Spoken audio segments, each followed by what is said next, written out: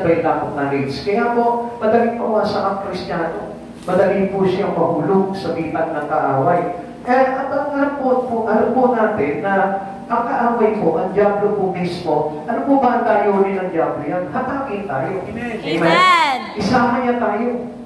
Hindi papayag ang Diablo na makukulong siya doon kasi he knows already his destination eh. Kaya nga, he wanted us, every one of us must be with him in his destination. Gusto niya kasi, kung saan siya patungo, doon din patungo tayo. Amen. Excuse me po. Yun po yung ginawa niya sa one-third of angel. Kaya alam po natin yan, ano po. Kung si Satan po, kung yung mga one-third of angel na nadaya ng kaaway, how much more tayo? Na tayo mga Kristiyano, paano pa kaya tayo, no? So, hindi po possible na tayo po ay mahulog din at madisip ng kaaway. Kaya nga, meron po tayong great delusion, great deceit na sinasabi po sa atin. Kaya, yun po yung pag-ingatan natin. Kaya nga, mag-aaral po tayo ng maigi ng salita ng Diyos. Amen. At hindi naman po yan sa pag-aaral, ano po? Para magkaroon po tayo ng tinatawag na knowledge about the truth in Christ Jesus. Hindi po yan. Kasi ang totoo po dito, bago po umpisahan po ito, ang talagang people that has a lack of knowledge, ito po yung mga tao na mayroon namang alam. Kasi ito mas nakakatakot eh. Not only to the Word, but inside this church, nangyayari po ito. Amen. Paano po mangyayari yung pastor kung halimbawa naman nag-aaral tayo ng Words of God? So, hindi po yun yung basihan po doon na nakakapag-aral ka ng Word of God. Sa madaling salita, okay, ito po yun. Ang tao po talaga ng lack of knowledge o yung tao mayroong biblical illiteracy, yung mga taong hindi nagsasabuhay ng salita ng Diyos. Amen. Alam nila ang words, pero hindi nila isinasabuhay ito. Why is Satan destroyed? Because of lack of knowledge. At paano siya naging lack of knowledge? Is belong to God.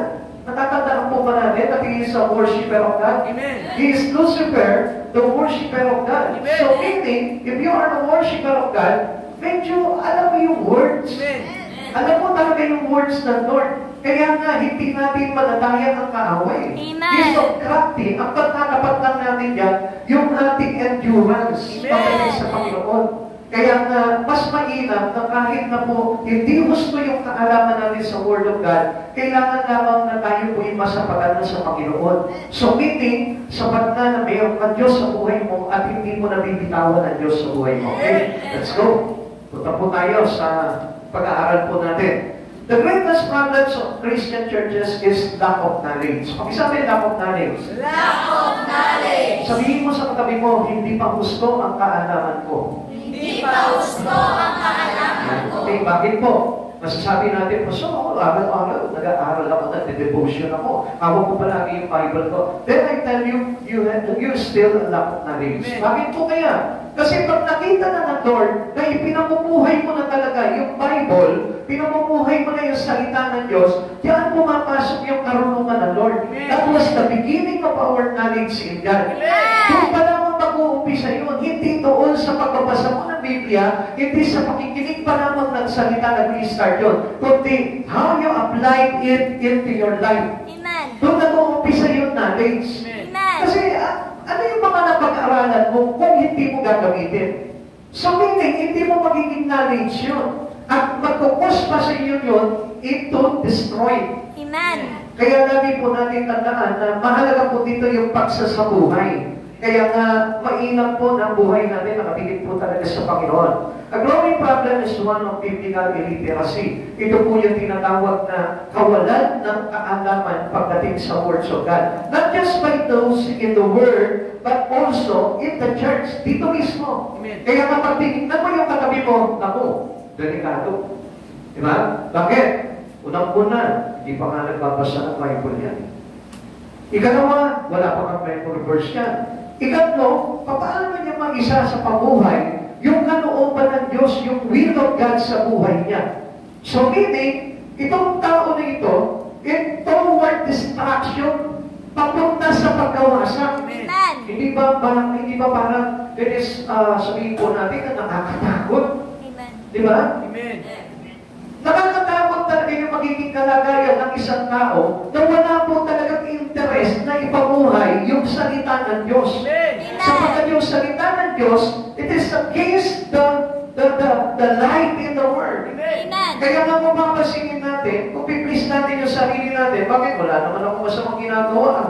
Actually, hindi naman ako nangangalunya, hindi ako nagnanakaw, hindi ako bumabagay.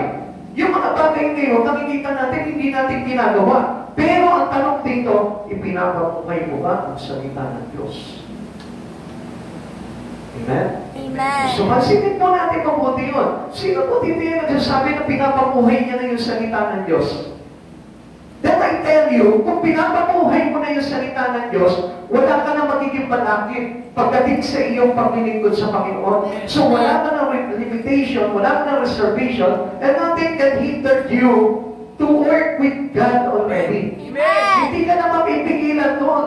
Amen. Kasi yung po yung tao na talaga nagpapabuhay ng salita ng Diyos. At hindi po yung tao na nakabasa lang, nakapag-aral lang, nakapag-memory verse lang. Akala mo talagang alam niya na po talaga yung kalagayan niya pagdating sa Panginoon. Okay? Pero meron po tayo mga basically na mapapansin natin na talagang obviously na ang tao po talaga ay wala pa po talagang alam pagdating sa mga bagay sa Panginoon. Like for example, ito po yan, how bad is it? Gano'n po kapangit po ito o hindi maganda sa buhay po ng tao ito. Tingnan po natin, ha? Una, sabi po gano'n dito, fewer than half of all adults can name the word gospel. Sisiguraduhin ko po dito, hindi lahat alam yung apat na gospel. Bible gospel. Sino po dito yung alam ng four gospels in the Bible? Yan, very good. Yung iba hindi nyo alam. Pakitaas na po, honestly. Kahit matagal na kayo, pakitaas nyo. Yung iba hindi nila alam yung apat na gospel. So ano na itong apat na gospel na ito? The book of Matthew. Then? Mark. Then? Luke. Then? John. O yan, tandaan nyo yun, yung mga bata, no? Para alam na po natin yan, para makabawas man lang po tayo dito sa bagay na ito, no? Para hindi na tayo makadagdag doon sa percentage sa mga tao na hindi alam yung apat na gospel. Meron pa po tayo dito. Many professing Christians cannot identify more than 2 or 3 of the disciple. Yan. Meron po ba tayo mga kilalang apat na, tatlo, dalawa, o apat na alagad? Amen. O sige nga po, magbigay nga po tayo. Peter. Oh. Ha? John. Sino? Si John. John. Ha? James. Sino? Oh, okay. Okay, sige. Nakabawas na naman po tayo doon. So, ibig sabihin, nababawasan na po yung mga percentage mo, no? Yung porsyento po ng mga tao na yun. Ito pa po, 60% of Christians can name even 5 of the 10 commandments. Nako, 60%. Marami-rami na ito, ano? Ha? Kayo ba may alam na po kayong 10 commandments? Amen. Sige nga po, magbigay. Love God above all. Oh. Love yourself. Oh. Honor your parents. Oh. Thou shalt not kill. Oh. Thou shalt not steal. Ayan, pero nakalimutan yung ipakingin yung araw ng pamamayan, no? Yung araw ng pagsamba, nakakalimutan natin, ano po? Alam natin yung hindi ka papatay, hindi ka magnanakaw, bawal magsinungaling, di ba? Bawal mag-alunyo, mag-input. So, alam natin yung mga bagay ngayon, pero yung pagsisimba, yun na nawala sa atin. Kaya medyo delikado pa rin yun. 82% of Christians believe nasa Diyos ang awa, nasa tao ang gawa. Is a Bible verse. Is it a Bible verse? Tipo. Uy, bakit natin yung gano'n? Sabi doon, nasa Diyos ang awa. Bible verse po ba ito? Hindi po. Kasi ito po yung pinapapagano ng mga lola ko ng araw sa amin eh. Magsikap kayo sa buhay ninyo para na sa gano'n, mahabang ang Diyos na inyo. Actually, hindi po ganito po talaga ang pagkakasabi po dito eh. Ang sabi ng Lord, tinutulungan ng Diyos ang mga lumalapit at nananalig sa Kanya. Hindi naman po yung nagsisikap tayo sa sarili natin. And sometimes, alam niyo yung pagsisikap natin sa sarili natin, we forget God eh. That's why nagkakaroon po tayo ng tinatawag na biblical illiteracy. Kaya nga, whatever written in the Bible, yun po yung kailangan na i-apply natin. Kaya kapag ito yung in-apply mo, medyo magkakamali ka. It will destroy your Christian life. Amen. Kaya nga, marami po mga Kristiyano, kailangan, hindi masipag tayo, kailangan, kayod tayo, tapos trabaho, gawin natin. Pero ang hindi nila nakikita, ito'y bumabangga na sa kalooban ng Panginoon. Remember when when Moises delivered Israelites into the hands of Pharaoh, naaalala niyo po ba yun? Sila po, they are dedicated to their works. They are being enslaved because they need to work for the Pharaoh. Pero ano pong ginawa ng Diyos? Ayaw ng Diyos na tayo'y alipin ng trabaho. Ayaw ng Diyos na alipin po tayo ng kasipagan natin into the Word. Dahil ang gusto ng Lord, yung pagiging masipag natin sa larangan ng Espiritu. Sapagkat ang habol talaga sa atin ng Lord is the purpose of God into man to save us. To give us eternal life. Wala siyang pakialam kung masipag ka sa trabaho mo. Wala siyang pakialam kung magaling ka sa pag-aaral mo. Wala siyang pakialam kung mabuti ka na mamamayan. Pero, ang concern talaga ng Lord, yung maging mabuti ka sa harapan ng Diyos. Alam niyo, kahit maging mabuting tao ka, pero pagdating sa harapan ng Diyos, hindi ka naging mabuti. Reject ka pa rin po sa Panginoon. This is only appears that this is good deeds only. Mangyayari po dito, lalabas dito, na good deeds lang yung ginagawa mo and it cannot be saved. Hindi po makakapagligtas po sa atin yan. Kaya nga, people destroy because of lack of knowledge. Okay, para maintindihan niyo po na mainam po ito bagay nito. Kasi alam ko po talaga, marami pong kumontra po talaga dito eh. Kasi marami po nagsasabi sa sarili po nila na alam ko naman ang Biblia.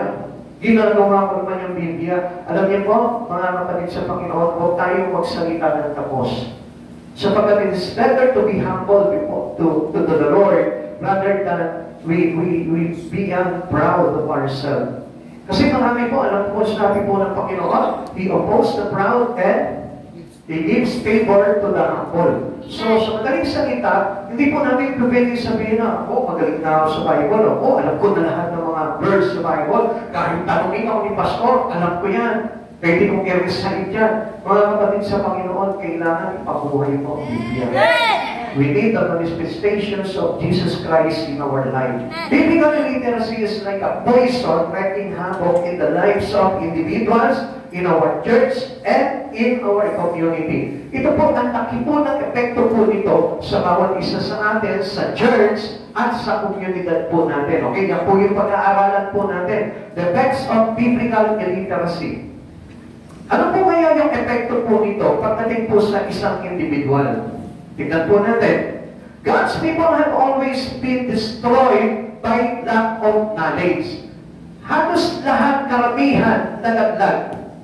Ang kukunti po yung porsyento na sila inanatili sa Panginoon and they adopt wholly or completely the words of God in them. Kadalasan ko kaunti naman a bit of words lamang yung kanilang ina-apply sa buhay po nila, which is considered favorable only to their life or to their lifestyle. Yun lamang po papasok sa lifestyle po nila, yung kanilang ina-apply pagdating sa Biblia, and not all what God's written in here. Hindi lahat na nakasulat dito. Most especially, kapag bumabag ka na sa pamumuhay mo ito, hindi mo na aayunan to. Amen? And especially, kapag ang isang tao ay namumuhay sa mga bagay talaga na makasanlibutan, hindi ka papayag na sundin ito. Obviously, mga kapatid sa Panginoon, kaya nga maraming tao na they are contradicted to God. Alam niyo po ba kung bakit nagiging kontra po sila? Dahil nga hindi nila matanggap sa buhay po nila na ito yung dapat na masunod at hindi yung gusto ng tao. Kaya noon pa lamang, obviously, nagkakaroon po tayo ng tinatawag na biblical illiteracy. Especially sa bawat individual po sa atin, ano? Kaya nga po, pag-isa, ganito po nangyayari sa atin eh. Kaya po, madali pong mawala sa Lord. Ang isang Kristiyano ay dahil po hindi po nila talaga inuunawa yung aral. May magpapakita lang po tayo ng mga insight po pagdating po dito sa hindi nila nauunawaan yung aral ng Diyos. Marahil sasabihin po natin, tayo po mismo, naiintindihan mo yung mga pinipreach nyo, pastor. Naiintindihan mo yung mga pinipreach ng ibang mga pastor. Yes, okay, titignan po natin yan. Pero ganito rin naman po, itong kalagayan po ito eh. Itong mga tao nito eh. Kaya po, binanggit po ni Hosea ito, at sinabi po sa kanya ni Yahweh, na ganito ang kalagayan ng mga tao nung panahon po ni Hosea dito. Okay, sabi po ng Hosea chapter 4 verse 6, naging po ng aking bayan dahil sa kamangmangan. Totoo bang mamamang itong mga tao rito? Hindi sila mamang. Pero tingnan po natin sapagkat itinakwil ninyo ang karunungan, itatakwil ko rin kayong bilang pari. At dahil kinalimutan ninyo ang kautusan ng inyong Diyos, kalilimutan ko rin ang inyong mga anak. So dito nagkakaroon na tayo ng konting insight. Kung mapapansin po natin dito, anong bagay ito? Itinakwil nila, sabi nila, itinakwil ninyo ang karunungan. So meaning, ano ba yung tinakwil na karunungan nito? What is this knowledge? The knowledge of God, yung pagturo ng Panginoon, yung aral ng Panginoon, na hindi mo tinatanggap sa pamumuhay mo. Naintindihan po natin? Kaya nagkakaroon tayo ng biblical illiteracy at hindi natin maunawaan yung pong salita ng Diyos dahil na ayaw natin papasukin. Meaning, yung salita ng Diyos nagiging palamuti lamang sa buhay ng tao at hindi niya talaga ginaganap. That this is how we might be born again. Ito yung process ng pagiging born again natin. Kailangan ganapin mo yung mga bagay na itinuturo sa atin ng Panginoon. Huwag mong itatakwil kasi ang sabi ng Lord, itinatakwil ko rin kayo bilang mga pari. Yung pari naman po ba, the priest naman po ba yung tinutukoy ng Diyos dito? Hindi. Tayo po lahat. Nasasakop tayo ng pari. Nasasakop po tayo ng isang pinuno na kung saan kay Yahweh tayo pinalaga. Amen. So kaya nga rin sabi po dito, at dahil kinalimutan ninyo ang kautusan ng inyong Diyos, kalilimutan ko rin ang inyong mga anak, kaya hindi niyo po napapasin until now, nagsasabi po yung mga anak ng mga parusa na dapat tayo sa anak ang tumatanggap. Bakit? Kaya nga po, minsan nakikita po natin bakit nagkakaganito yung mga anak mo. It is because of the sin of the parents. Ano po ba yung sin ng parents nito? Kasi ang sabi po sa atin ng kautusan ng ating Panginoon, huwag tayong magkaroon ng ibang Diyos maliban sa Kanya. Pero, mostly, maraming tao ngayon, especially our parents today, has a lot of God in them. Amen. I give you one, money. Amen. Ikalawa, yung ating trabaho. Ikatlo, yung ating mga ambition. And whatever things we have na makukonsider po natin na mas higit kaysa sa Diyos. Timpangin po natin. Magkaroon po tayo ng skill pagdating po dito. Ano po ba yung nagiging matimpang sa buhay mo? Ang Diyos o yung trabaho? Pag-aaral o trabaho? Pamilya o trabaho? Other activities in you, personal activities mo o ang Diyos? Pansinin po natin mabuti po ito. Mostly makikita po natin a bit of time having a person or a Christian in God. Mapapansin natin na ang liit ng kanyang porsyento ng panahon yung para sa Panginoon. Pero pagdating sa ibang bagay, ang laki ng panahon niya. Amen. And they can easily forget God in them. Yung araw nga lang po ng pamamahinga, which is the araw ng pagsamba sa Panginoon, nakakalimutan po kadalasan. Minsan, tinatanggal po natin. Minsan, inaalis pa po natin. One day in a week, hindi pa natin talaga solid sa Panginoon. So, doon pa lang makikita na natin that people has a biblical illiteracy. So meaning, marami po talagang tao na hindi talaga nakakaunawa ng salita ng Diyos. Samantalang tayo, nilabas tayo ng Panginoon sa pagkakaalipin sa kamay ni Satanas para yung bandang araw ng pamamahinga ay maibigay natin sa Panginoon, pero nanghihinayang pa tayo. Still, we give it to our enemy. And that was the truth. Kaya nga maraming tao, hindi po talaga sila enjoy pagdating sa paglilingkod sa Panginoon. Amen. Kaya hindi po sasapat na tayo po ay nagsishare lamang ng words. Pero lamang po tayo mga pabisadong words, hindi po sapat po yun. Dahil talagang kailangan makita po sa atin talaga na in our family, as an individual, makikita mo nagre-reflect talaga sa kanya yung Bible. Amen. It to be a living gospel. Kailangan maging buhay tayo na mabuting balita para sa ibang tao. Not to have an effect to our life. Kaya sinabi po dito ni Hosea na nalipo ang aking bayan dahil sa kamangmangan. People destroy our black of knowledge. Kaya nga mapapansin po lang natin ang laki ng RD po natin kanina sa GC, ano po? Mag-church ba kayo o hindi? Malakas ang ulan. Doon pa naman meron na po tayong tinatawag na biblical illiteracy. Bakit? Ano po ba yung biblical illiteracy po dito sa mga bagay ngayon? Nakalimutan mo na iingatan tayo ng Diyos. Nakalimutan mo na ipagsasanggalan tayo ng Panginoon. Nakalimutan mo na dumaan ka man sa dagat, hindi ka malulunod. Dumaan ka sa apoy, hindi ka masusunod. Ano sabi ng Lord? Iingatan ka, susubuin niya ang kanyang mga anghel at itataas ang iyong mga paa upang hindi masaktan sa batong matalas. Nakalimutan na natin yun. Ako, umuulan, makabahaan na. Ako, ay hindi tayo makuwi. Nakalimutan po natin yun.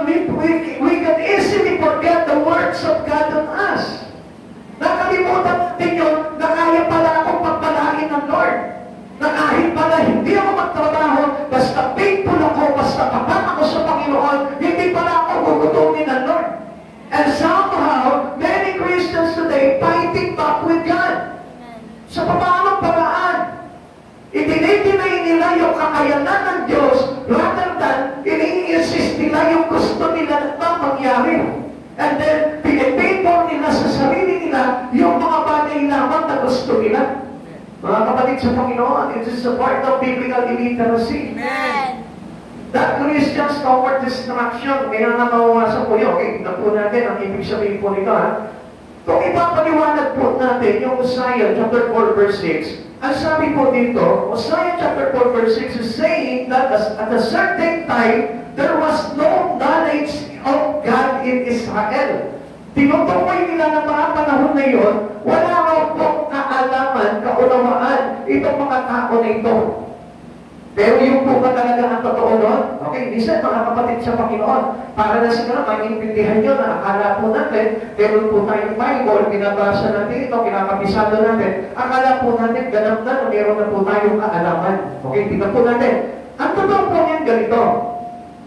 That does not mean that the people were not aware of God. Kilala nila ang Diyos. Marami silang alam sa Diyos. But by their wicked conduct, dahil sa masama nilang pag-uugali o sa masama nilang mga kinagisnan, they showed that they rejected the real knowledge of God because they were not acting in harmony with it. Hindi nila inaayon yung kanilang buhay doon sa talagang katotohanan, kaalaman, karunungan na mula sa Panginoon. Nakikita po natin po yun, na kapag yung buhay po natin ay hindi natin ikinaisa o hindi natin inihalubilo sa bagay na gusto mangyari ng Diyos, ibig sabihin may problema ka na tinatawag na biblical illiteracy. Even though you know the words of God, even though you listen already with the words of God, still meron ka pa rin tinatawag na biblical illiteracy kung hindi mo iaayon, iaakma yung buhay mo sa totoong karunungan ng Diyos. Amen. Ito po mga tao na ito, ito mga Israelita po na ito, kilala nila si Yahweh. Kaya lang napahamak po sila dahil dinisregard nila yung gusto mangyari ni Yahweh sa buhay po nila. Kaya nga napakahalaga sa buhay po natin that you will always know what is the purpose of God into your life as an individual. Bilang ako, bilang isang tao, dapat alam ko kung ano yung bagay na gusto ng Lord na mangyari sa buhay ko. Hindi yung alam mo lang kung ano yung gusto mo. Kaya nga, we can easily destroy by Satan because tayo po ay kadalasan na nanangan lamang po sa sa sarili nating lakas. Kaya nga, ayaw ng Diyos po yan eh. Not to lean on our own understanding. Kaya nga gusto ng Lord talaga we trust in Him. Amen. Yung buong puso natin ay talaga nagtitiwala sa Panginoon and not to lean on unto our own understanding. Amen. Hindi lamang sa pagtitiwala mo sa sarili mo, kundi ang gusto talaga mangyari ng Panginoon, yung tayo'y nakapanangan sa ating Panginoon. Where there is lack of not God's Word, the people may manghihina tayo. Kaya nga, hindi nga po sapat na meron kang memory verse. Ang sabi mo na sa katabi mo. Hindi sapat na meron tayong memory verse. Yan.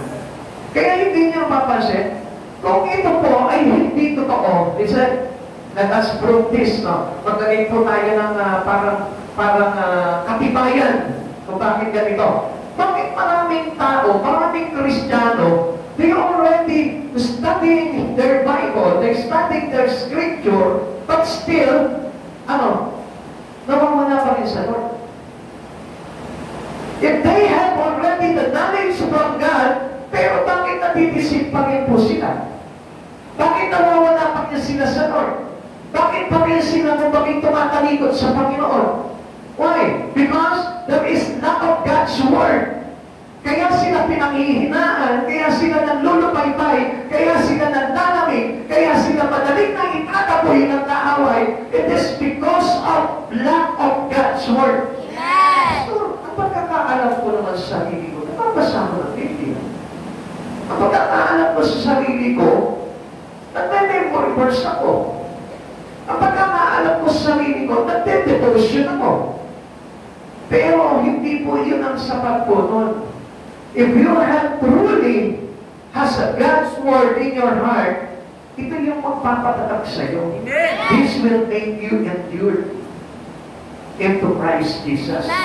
Ito yung magpapatibay ng iyong kalagayan. Because the Word of God is our hope. Ito yung buto natin. Sa Espiritu, para maging matibay tayo, para maging matatag tayo, para we can stand whatever storm coming, or whatever problem we have, whatever trials we face, still magiging matibay tayo kasi mayroon po tayong tinatawag na words of God. Amen. Pero hindi lang po basta kinakabisado po yan. You need to have a words of God as your boat. Parang buto mo. Tanggalan mo ng buto ang isang tao, tingnan mo. Hindi tatayo yan. Amen? Pagka nakita niyo po na rheumatic na o arthritis, di ba? Meron na isang tao, hirap na tumayo, masakit na sa buto, di ba? So, mostly ganyan po yung kalagayan po ng Espiritu. Na kapag talagang ang Espiritu mo, parang sa pakiramdam mo, nalalagdag ka na, nahuhulog ka na, nawawala ka na sa Panginoon, ang ibig sabihin niya, mahina na yung buto mo. Hindi na nagkaroon po ng epekto yung words of God sa Espiritu mo. Amen? Amen. That's why many Christians are painted. So, tingnan po natin yung sinabi po ng Amos. Makinig po kayo mabuti. Amos chapter 8, verse 11 to 13. Sinabi ng Panginoong Yahweh, darating din ang araw na paipapaniraling ko sa lupain ang tagutong. Magugutom sila, ngunit hindi sa pagkain, mauuhaw sila, ngunit hindi sa tubig, kundi sa pakikinig ng aking mga salita. Mula sa ilaga papuntang timog, mula sa silangan hanggang kanluran, hahanapin nila ang salita ni Yahweh, subalit iyon ay hindi nila matatagpuan. Dahil sa matinding pagkauhaw ng mga ito, mawawalan ng malay tao ang magagandang dalaga at ang malalakas na binata.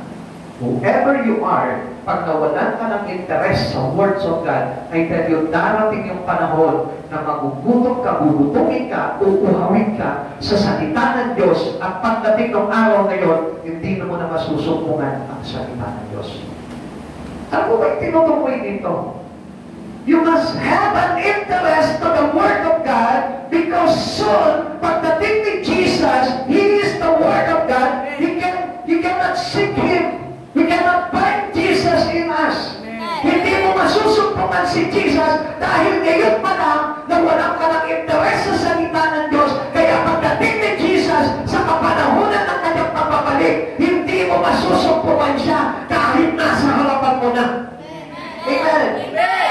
Ang sabi natin, we are hunger and thirst to the Word At sino po ba yung Word of God? Si Jesus. Kaya nga, ang sabi ng Diyos dito, ang babalang ni Yahweh sa atin dito, when Jesus coming, you cannot seek for Him. You cannot see Jesus in face to face. Hindi mo pa siya makikita. Kahit na hanapin mo siya, kahit na mauhaw ka, kahit na magutom ka, wala ka nang makikita dahil at your present time, ni-reject mo ang salita ng Diyos at hindi mo binigyan ng mahalaga o interes sa puso mo si Yesu Cristo. Kaya paano magkakaroon ng salvation ang isang tao walang interes sa salita ng Diyos? Kaya nga nagdaan po natin ito. Kaya nga ito yung malaking babala na hindi po tayo kailangan na parang pinapaniwala natin o ini-ignore natin yung words of God kahit nasabi niya po dito. Dahil sa matindi pagkauhaw na ito, mawawalan ng palay tao ang magagandang talaga at malalakas na binata. So, ibig sabihin dito, huwag mong titignan ng sarili mo na okay ka. Huwag mong titignan na nasa magandang kalagayan ka ngayon. Huwag mong iisipin na kaya mo ang lahat ng bagay. Alam niyo, ngayon pa lamang, do not be deceived. Kahiligan mo na at mahumaling ka na sa salita ng Diyos o ipabuhay mo na ito. Dahil pagdating ng araw, hindi mo makikita si Jesus kung hindi ka magkakaroon talaga ng interes sa salita ng Diyos. Without the knowledge of God's Word, a person no real directions and guidance in life. So wala po yung direction po natin patungo po doon sa dapat na pupuntahan po natin. And we cannot have a guidance from Christ Jesus kung wala tayong interest sa words of God. Amen. Pakitanong mo nga yung katabi mo, ikaw ba uhaw ka sa salita ng Diyos? Ikaw ba uhaw ka sa salita ng Diyos? O sa iba ka na uuhaw? Mamaya, sa whiskey ka na uuhaw. Sa ka ba na uuhaw ngayon? Baka mamaya sa milk tea. Ha? Dapat nakauhawan po natin yung words of God. Sapagkat yung words of God, pag kinauhawan mo siya ngayon, mayroon po magandang epekto yan soon pagbalik ni Jesus. Amen!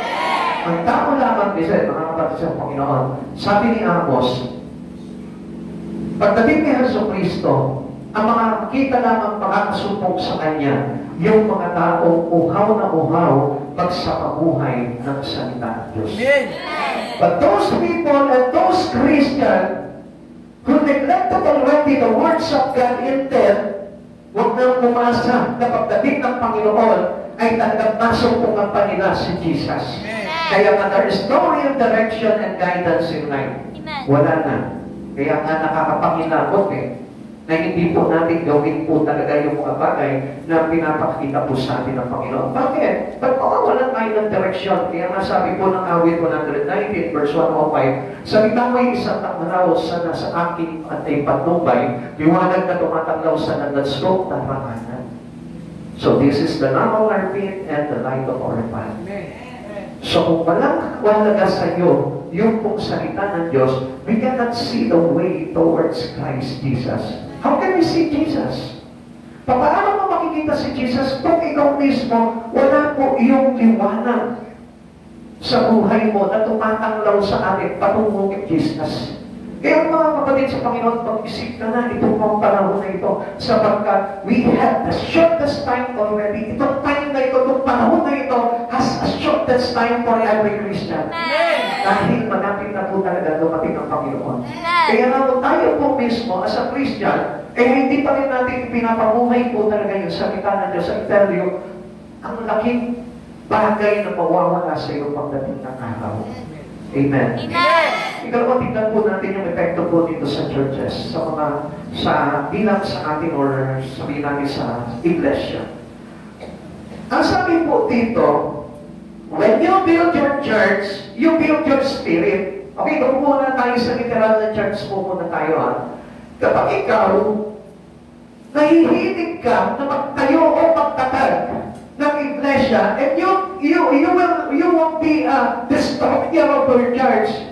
You must be a builder to it. You build your own spirit. Amen. Amen. Kapag tayo ka ng templo ni Yahweh, ikaw ay ibinibilang na tagapagtatag ng iyong sariling espiritu. Amen. Kaya hindi niyo po napansin po noon, kapag ang isang tao, ang isang propeta, may interest kay Yahweh, tignan niyo po ito, pag nagpahayag si Yahweh na itayo muli ang buong ng Jerusalem, anong ginagawa po nila? Nag-uunahan po sila na magtakat talaga ng buong ng Jerusalem.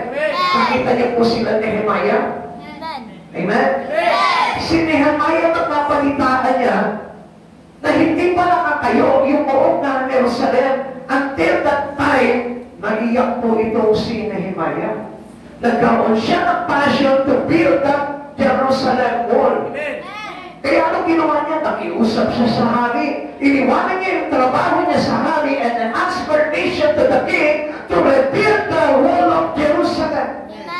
Kaya ano nangyari? Kinalugdan siya ng Lord. Kaya kahit na ang battle ni Nehemiah, walang magawa yung kanyang mga kaaway, walang magawa sa kanya yung mga kontrabida na gusto magbuwan nitong Jerusalem na ito, sapagkat anong nangyari po dito? Sapagkat every time that we build the wall of Jerusalem, we build the Spirit of Christ Jesus in us. Kapag ikaw masipag ka nagtatatag ng iglesia ng Panginoong Jesucristo, walang makagagawa ng bagay na makapagpupuwag sa iyo sa espiritu mo. Even Satan, he cannot destroy you if you are a builder of your own church, if you are a builder of the church of Christ. Always keep on it. Lagi po nating tatandaan na kaya po mayroon tayong literal na church na pinagsasalusaluhan para makita ng Lord na ito, if you are a destroyer of your spirit or a builder of your own spirit. Kasi marami sa atin patapo ng buhay eh. Amen? Marami Kristiyano ngayon patapo ng kanyang buhay. Bakit? They don't want to have importance with the spirit. Ayaw niyang pahalagahan yung espiritu niya. It's supposed to be, alam niyo po ba, kung meron kang iingatan sa buhay mo ngayon, hindi yung kayamanan mo, hindi yung bahay mo, kundi yung espiritu mo. Kahit magpaganda ka na magpaganda ng bahay, magpayaman ka na magpayaman ng mga materyal na bagay, hindi lalago ang espiritu mo. Saan lalago ang espiritu mo? Into the church of God. Amen. Kasi you need to be a builder of the church. Sabi mo nga sa katabi mo, kailangan maging builder ka ng church. Kailangan maging builder ka ng church. Okay, pasahin po natin. Sabi po ng Hosea chapter 4, verse 8 to 10. Yumayaman sila dahil sa kasalanan ng mga tao, napupusok sila sa kasamaan ng aking bayan. At gayon nga ang nangyayari. Kung ano ang pari, gayon nga ang bayan. Kaya parurusahan ko sila at pagpapayarin dahil sa kanilang kasamaan. Sila'y kakain, ngunit hindi mapupusok, makikipagtanig sa mga babae sa templo, ngunit hindi sila makakaanak, sapagkat itinakwil nila si Yahweh at sila'y pumaling sa ibang Diyos. So ano po yung tinutukoy po nito sa panahon po natin ngayon na pumaling sa ibang Diyos? Ibig sabihin po nito na wala na sila ng interes doon sa mga bagay talaga na itinatag sa kanila ng Panginoon, kundi ang pinag-ukulan nila ng pansin yung mga bagay gusto lamang nila sa kanilang sarili. And this might be also known as your God. Yung pagkahilig mo sa sarili mo, kaya mag-ingat kayo sa mga kakaselfie-selfie. Hindi nyo po ba alam na ang Diyos, nagiging Diyos yung sarili po ninyo? Yung mga hanga-hanga sa sarili, yung mga inspired by His own face. Marami po ganyan. Yung inspired sila sa sarili po nila. Bilib na bilib sila sa sarili nila. Hanga-hanga sila sa sarili nila. Every time nahaharap na lang sila sa salamin, o kaya naman magsiselfie sila sa buho nila. Naku, talaga ng mga kalimutan ng Diyos. Amen? Hindi nyo napansin yun? Bakit? Kasi ang naman naman ng Facebook mo, mukha mo na lang. Wala na po yung words of God. Ang sabi po natin kanina, kapag hindi po tayo nagkaroon ng interes sa mga bagay sa salita ng Diyos, pagdating ng araw, ano mangyayari? Hindi mo makikita si Jesus. Amen. Kahit na mauhaw ka, kahit na magutom ka, hindi mo masusupungan si Jesus. Kaya ngayon pa naman, pupugin mo na yung sarili mo ng pagkauhaw at pagkagutom sa salita ng ating Panginoon. Nakakasip kay Satan. Kaya nga, hindi po natin maintindihan po dito. Kaya nga, ang mga Kristiyano po ngayon, nahuhumanin sa ibang bagay. Ang supposed to be, kapag talagang tinawag ka ng Panginoon, dapat you might have a focus into Christ Jesus. You can have a focus now in Christ Jesus. So focus mo na yung buhay mo sa Lord at iiwan mo na yung ibang bagay na kung saan umagaw ng attention mo, ng buhay mo, ng espiritu mo kay Yahweh. Do not compromise into the sin of the world. Kasi ang akala po natin, masarap magtapisaw sa mundo eh. Yung pagkatapisaw sa mundo, ay isang bagay na yan na practice natin sa pagtatapisaw sa impyerno. Magpakasasa ka sa mundo, magpakasarap ka sa mundo, and later you will be suffer. Kaya nga sabi ng Lord, matuto tayong magtiis. Amen. Those who endure for Christ. Yun ang hinahanap ng Panginoon sa atin. Kaya nga, kung halimbawa naiingit ka, ang sarap ng pagtatapisaw po nila sa kabunduhan, huwag kang maingit doon. Ang kaingitan mo, yung mga taong isinulat na ang pangalan sa aklat ng buhay. Amen! Pero dapat na ikaingitan mo doon, tanungin mo yung katabi mo, kung nakasulat na ang pangalan niya sa aklat ng buhay. Nakasulat na ang pangalan mo sa aklat ng buhay. Sabihin mo sa kanya, pagka sinabi niya sa iyo, nakasulat na ang pangalan niya, maingit ka sa kanya. Pero pag sinabi niya sa iyo, until now, tatapisaw pa rin ako sa mundo, huwag ka maingit dyan. Amen? Kaya nga yung reflection ni Christ dapat nakikita na sa pamumuhay natin. Now, alam niyo, sa mga kapatid sa Panginoon, if you want to know if your name was already written on the book of life, tingnan mo, makikita mo, mababanaan mo mismo sa sarili mo. Face on the mirror and tell kung ikaw mismo ay nakasulat na ang pangalan sa aklat ng buhay. Okay, bigyan mo yung mata mo ngayon sa oras na ito. Na kunwari, nakaharap ka sa salamin.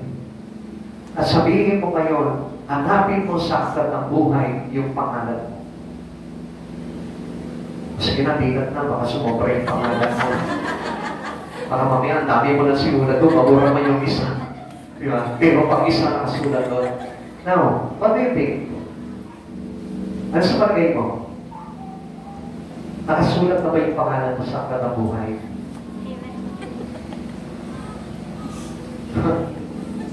Ang hirap pa sa akin, ano? Kasi alam natin na nagtatapisaw pa rin tayo eh sa mga bagay na makasalimutan. Kaya na yun ang dapat na i-avoid natin for us to see Jesus when He comes.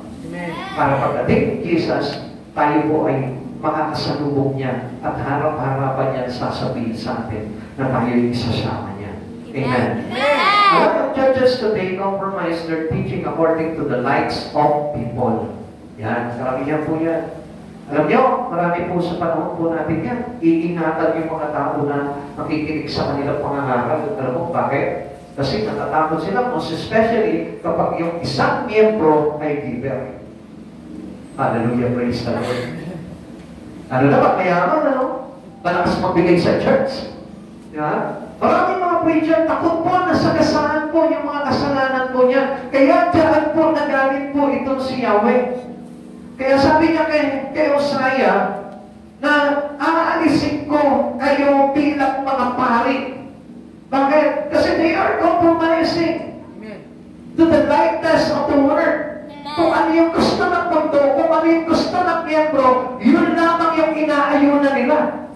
They are afraid to rebuke. They are afraid to correct. Bakit? Kasi baka nga naman mamaya, hindi na sumuporta sa church. Kawawa naman yung church. Kapatid sa Panginoon, hindi po yun yung basihan po natin. Amen. Ang basihan ay ang katotohanan. Kaya nga kahit na magbigay ka na magbigay, kung hindi naman yung iyong puso talagang nandoon talaga sa ating Panginoon, I tell you, wala rin po yun. Amen. At kahit na po sa mga tangang aral, kahit na umayon ka na umayon sa gusto nila, baliwala sa isa yung church na yun. Kaya nga, mapalad po ang isang churches na meron po talagang pagtutuwid at pagdidisiplina sa mga nasasakupan. Amen. Pero kapag compromise, Di ba ba, nakakita kayo ng mga pastor na kumukompromise naman po sa mga mali ng tao? I tell you, hindi po totoo yun. Amen. At pagdating ng araw, hindi mo makakatagpo si Jesus. Amen. Compromise skills. Tandaan po natin yan, wawasak po yan. Amen. At kapag meron po talaga tayong ganong mga pagkakasala, at gusto ko na malaman ninyo na kapag inaayunan ng mga tagapaglingkod, sabihin mo sa Kanya, mamamatay tayo pare-parehas. Amen? Amen. Bakit? Ano po ba yung mga gusto na lamang po ng mga tao po ngayon? 2 Timothy chapter 4 verse 3, sa pagkatarating ng panahon, hindi na sila makikinig sa wastong katuruan. Ano na lamang po yung pakikinggan nila? Sa halip, susundin nila ang kanilang hilig. Maghahanap sila ng mga tagapagturo na walang ituturo, kundi ang ibig lamang nilang marinig based on their likeness. Yung gusto lamang po nila. Kaya nga hindi nyo napapansin. We are easily destroyed by Satan because of lack of knowledge. Amen. As a church, minsan ang gusto lang ng church mo talaga, yung mga masasarap na pangungusap, yung mga matatamis lamang na kapahayagan, na kung saan magsasabi sa iyo at magpipray sa iyo, para na sa ganoon, manatili ka naman doon sa church na yun. That was false. Huwag po yun. Amen. Kaya sabi po sa atin ng Panginoon, be aware on biblical warnings. Kung ba yung biblical warnings natin, yung mga sugar-coated lips, tapos saan nagtuturo ng mga bagay na aayon lamang sa panlasa ng tao. Ano po ba ito mga bagay dito na dapat po na maging aware po tayo? Unang-una, yung po tinatawag na motivational preaching. Hindi po po nai-inspire ako ang saktong pakinggan dito, lumalakas sa loob ko. Kahit na makasalanan ka, nai-inspire ka ba? Dapat nga, bago po ang lahat, dapat maribig muna po tayo doon sa kasalanan po natin. Amen. Amen? Doon sa mga wrong living. Amen. Yung mga maling pamumuhay. What else? Yung kung tinatawag ng prosperity preaching, yayaman ka, pagpapalay ka ng Diyos, kapag ganito, kapag nagbigay ka ng malaki, malaki rin ang gantimpala ng Lord sa buhay mo. Hindi mo yun. Kaya nga hindi tayo nang mamasi po doon eh. Kaya nga kahit magbigay ka dito na malaki o maliit man yung binibigay mo, rebuke ka pa rin pag mali ang ginawa mo. Walang utang na loob itong pastor na ito. Laki-laki ng binibigay ko, tapos gaganyanin na ako.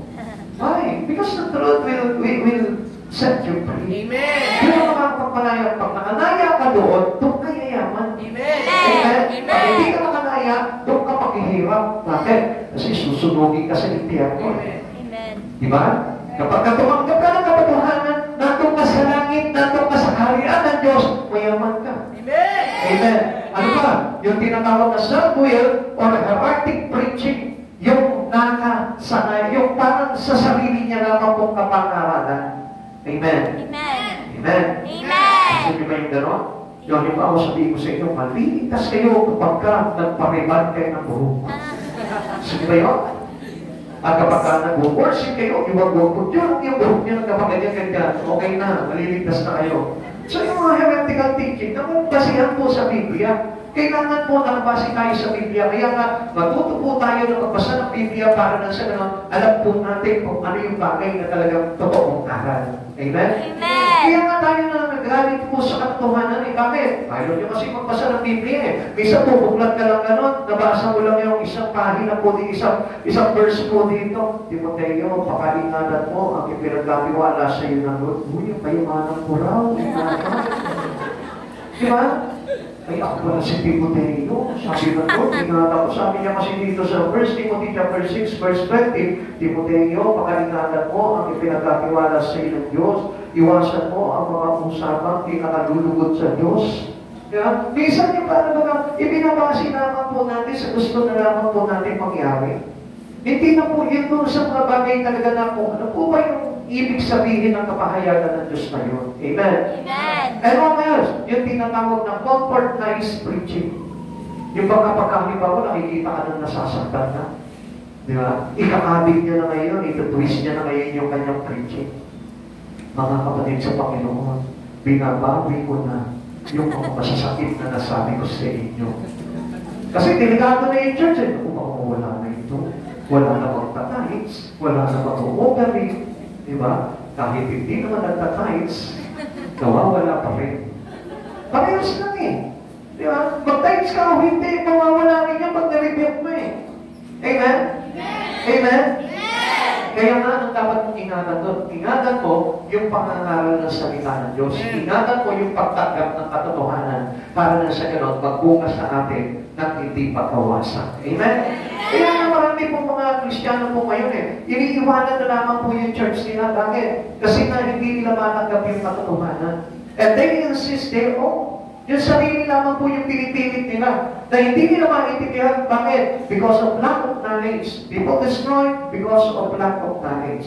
Ang sabi po dito, kaya nga tingnan niyo po supposed to be, dapat nga po tayo, marami na po tayo mga karoon dito eh.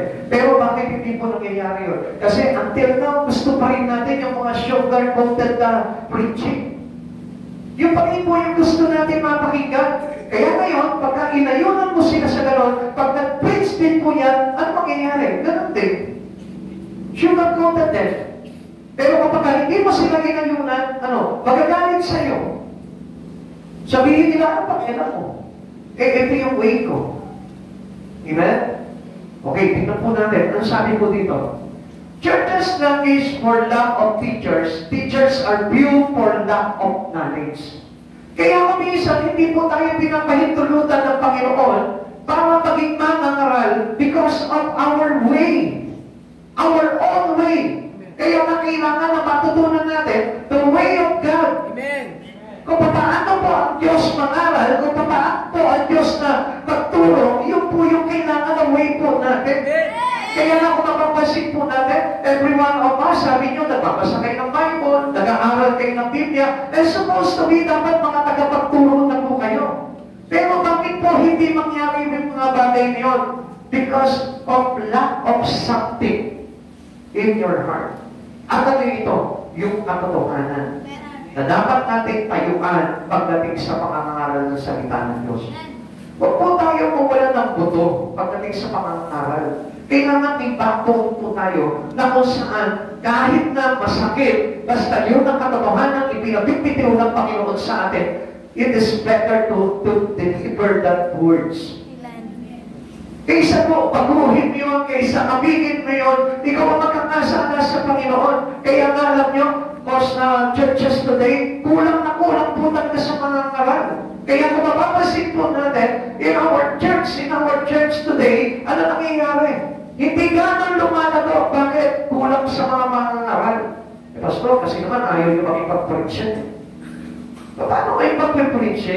Kung halimbawa nga na hindi pa itinatatag talaga or wala kayong consecration ng Lord sa buhay mo. Amen. Ang Diyos na nagtatalaga po ng mga bagay nito. Kaya nga, we better listen to the words of God in you para na sa ganun, maunawaan mo maigi kung ano yung bagay na gustong ituro sa inyo ng Panginoon nang sa ganun hindi ka magkamali. Amen. Sabi po ng Hebrews chapter 5 verse 12, he said, mga kapatid sa Panginoon, kaya po tayo hindi magamit ng Panginoon because of biblical illiteracy.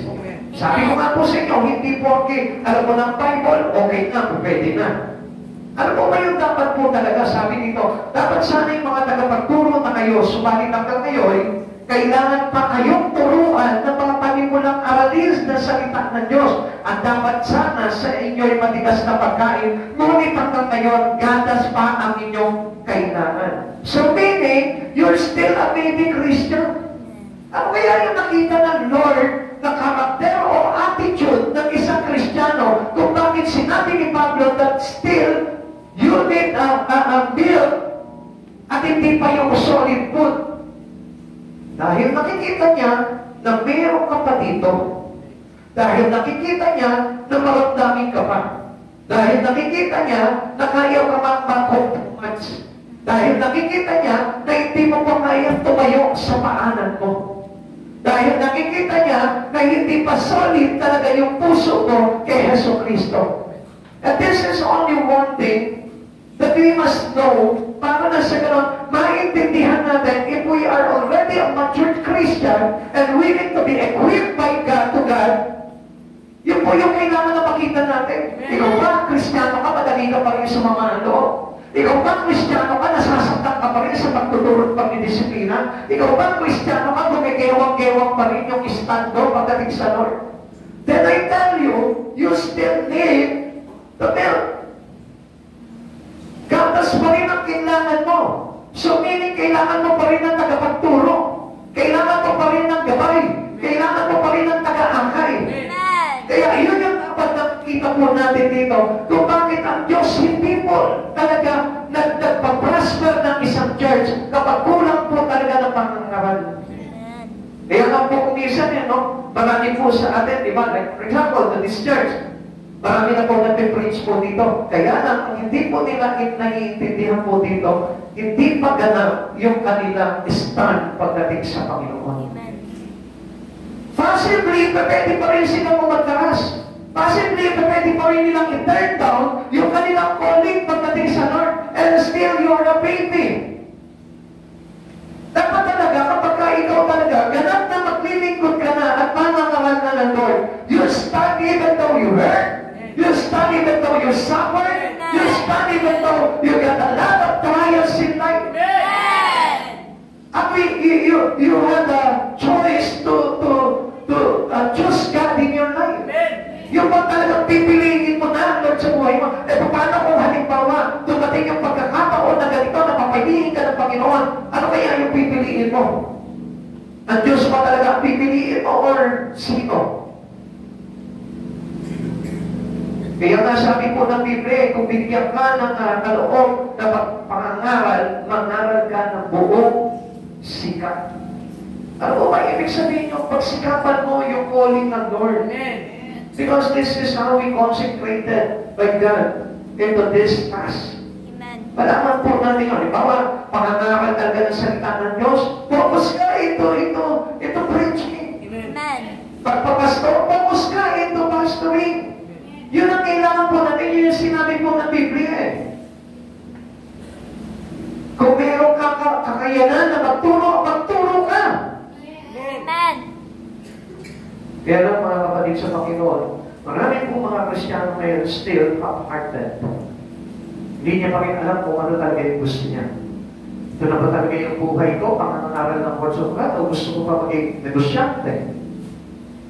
Gusto ko pa maging piloto? Gusto ko pa maging driver ng LRT? Diba?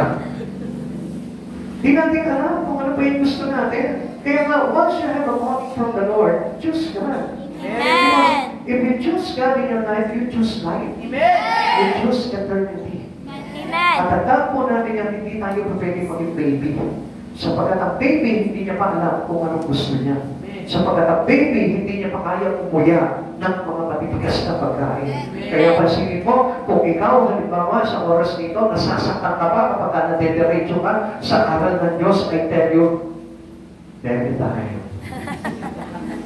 Amen? Amen. Sabihin mo nga sa katabi mo, baby ka pa ba? Baby ka pa ba?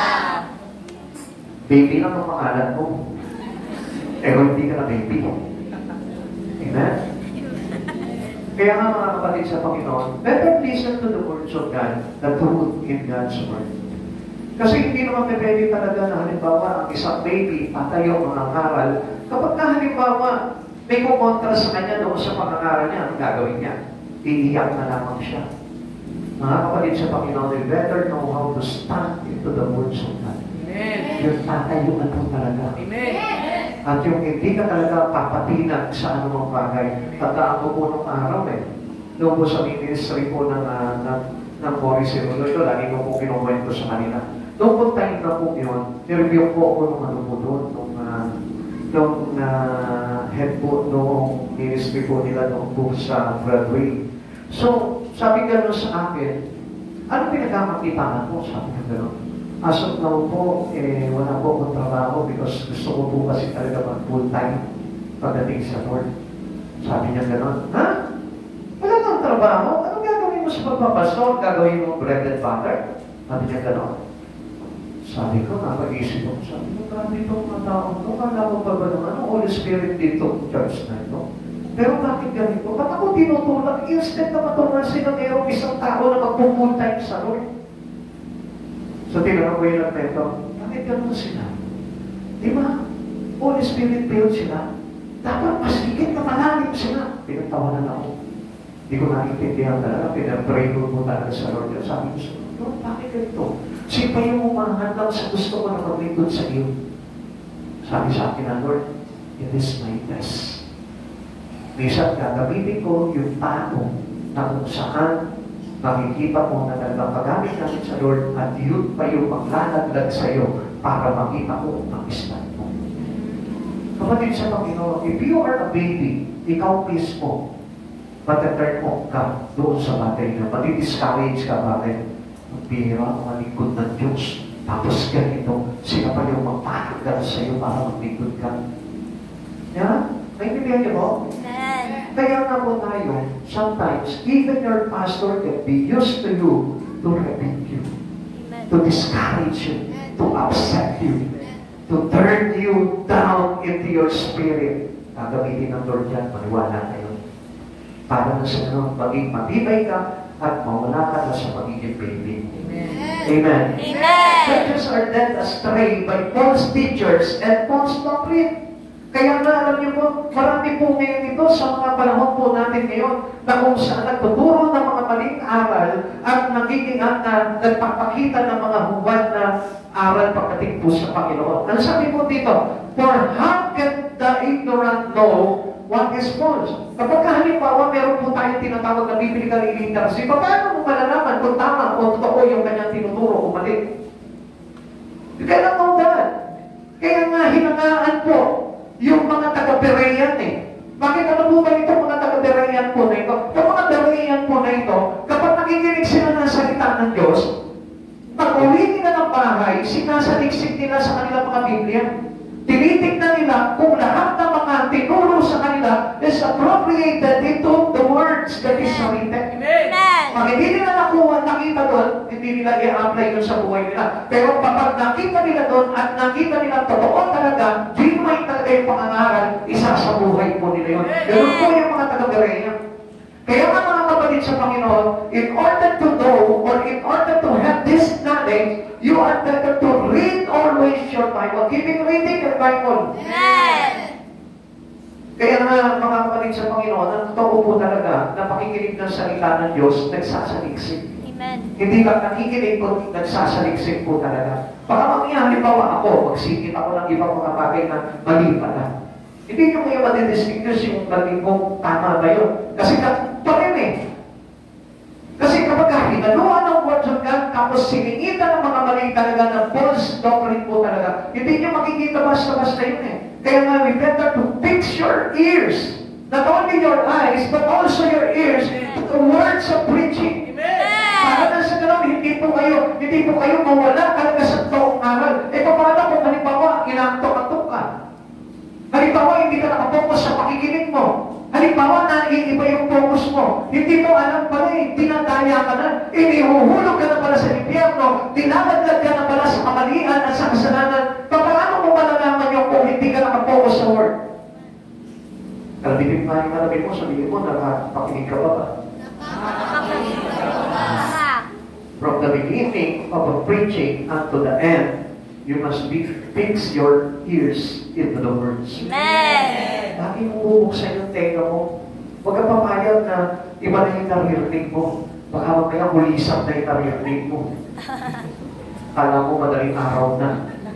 Di ba? Kung isa pag madaling araw na, naririnig mo na lang. Yun na lang, di ba? O kaya yung mga kokak na lang nagpalakadya. So, talaga baka mamaya, akala mo, yung nag-preach pa yung palakad. Kokak na ng kokak sa iyo. Kaya ano nangyari? Naging kokak Christian ka. Amen. Amen. Amen. Ang sabi ko dito sa 2 Peter chapter 2, verse 1 to 3, noong unay may mga huwad na propeta lumitaw sa Israel, ngayon din naman, may darating sa gitna ninyo ng mga huwad na guro, lihim sila magtuturo ng mga maling aral. Lihim. So meaning, yung secrecy ng pagtuturo nila ng mali, nakakaloob. Amen? Hindi basta-basta mapapansin po yun. Lihim sila magtuturo ng mga maling aral na ang dulot ay kapahamakan. People destroy because of lack of knowledge.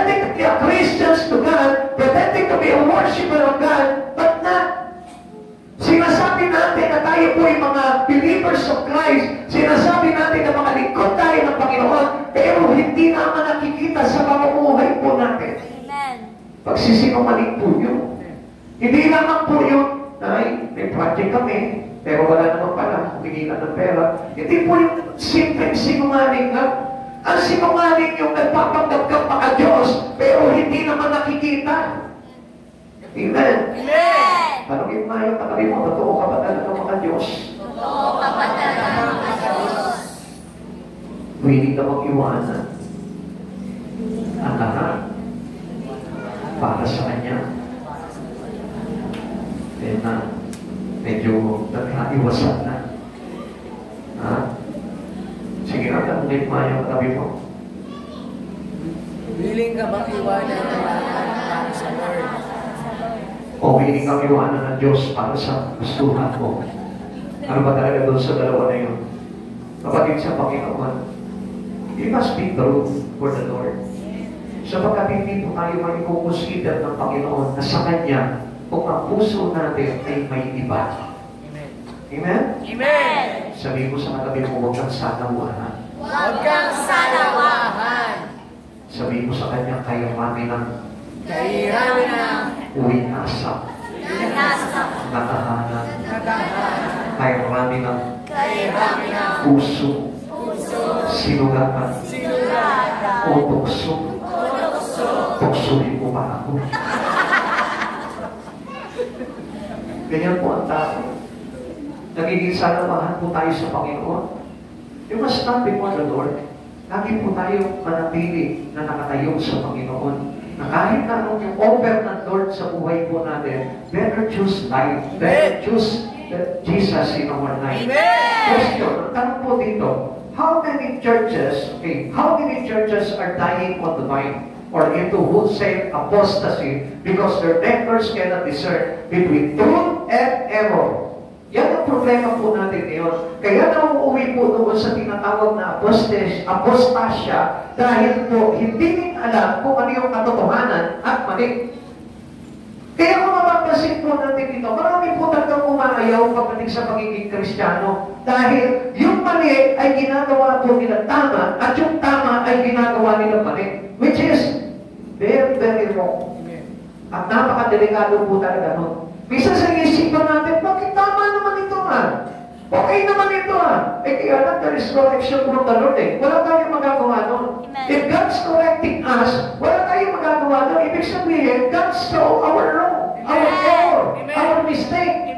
Hindi naman tayo i-correct ng Lord kung tama And sometimes, ating tama, sometimes kino-correct kami ng Lord Bakit? Kasi yung standard ng tama ng tao, hindi yun yung talagang standard na tama ng Diyos. Minsan yung tama sa atin, okay na yan, tama na yan, di ba?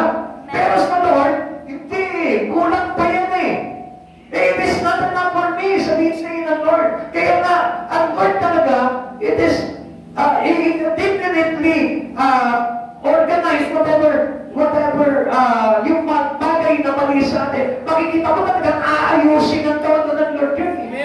Walang papaluspin ng Panginoon ko.